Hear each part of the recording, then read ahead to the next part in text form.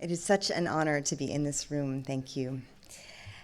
In 1939, here in Washington, D.C., the contralto opera singer Marian Anderson had performed at Carnegie Hall and was a star all over Europe. Her concerts in Washington, staged by Howard University, were in a high school auditorium and a small theater, and were great successes. But when her concert organizers sought a larger venue in Constitution Hall, the Daughters of the American Revolution refused to host the concert based on their practice of not allowing Black performers. Eleanor Roosevelt resigned from the DAR in protest, and with the Marian Anderson Citizens Committees, Roosevelt helped to arrange for one of the most famous concerts in American history, Anderson's free concert held at the Lincoln Memorial. Over 75,000 people attended, in likely the most interracial crowd of its time, and millions more listened as it was broadcast over NBC radio. Ms. Anderson began her concert with the song America, altering the lyrics from "Of Thee I Sing" to Thee We Sing.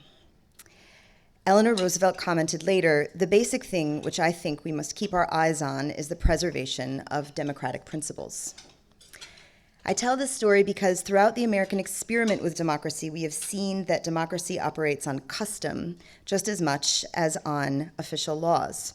Our customs, our traditions, our governing officials and citizens' habits of political and social interactions are all driven by a basic psychological phenomenon, our perception of the normal.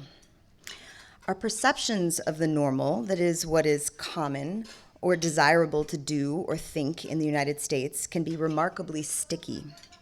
Perceptions of the normal can uphold democratic principles or corrode them. But our perception of the normal can also be disrupted and change very quickly. Recently, many Americans have asserted that what is happening politically in the US right now is not normal. "This is not normal," journalist Anna Navarro tweeted on X in response to President Trump seeming to simulate fellatio on a microphone stand at a campaign rally. "All of us should refuse to pretend that any of this is normal," Roxane Gay wrote in a Times column recently, referring to claims that became widely accepted during the 2024 presidential campaign regarding immigrants eating pets, babies being aborted after birth, school kids coming home from school one day surgically altered as another gender.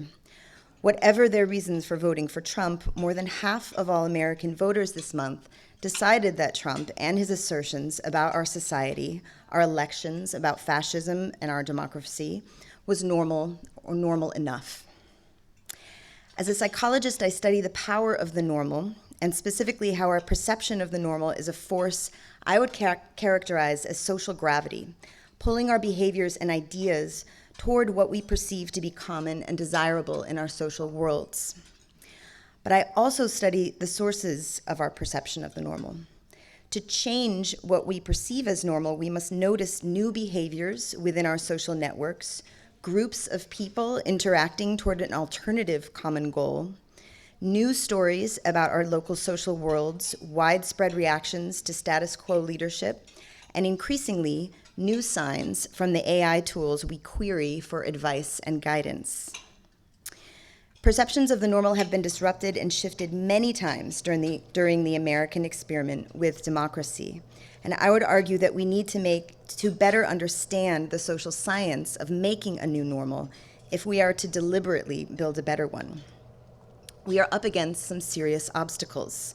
For example, when we look at behaviors in our social networks, as we do regularly and naturally to tune our sense of what's normal, many of us have limited visibility. Algorithms overlearn our biases and are more likely to hide the posts of Black Americans from white Americans. These kinds of occlusions are happening worldwide in online spaces all over the world, but also here in the United States.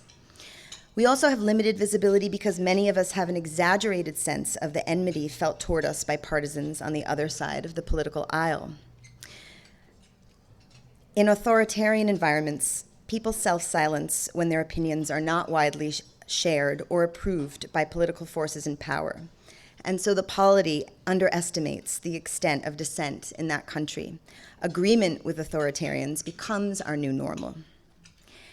If I could leave us with a more positive idea from all of this research, it would be that we are far from powerless in the production of the normal. If we are all pulled by social gravity, we need to recognize that we comprise the bodies in space that pull other people in. We can purposefully build and maintain the social networks that we interact with. We can build alternative collectives that work toward common goals. Tell different stories about our local social environments, make our dissent widespread and visible, and use AI not as our guide to what is appropriate and normal, but as a tool to make us more efficient in defining how we wish to see our future.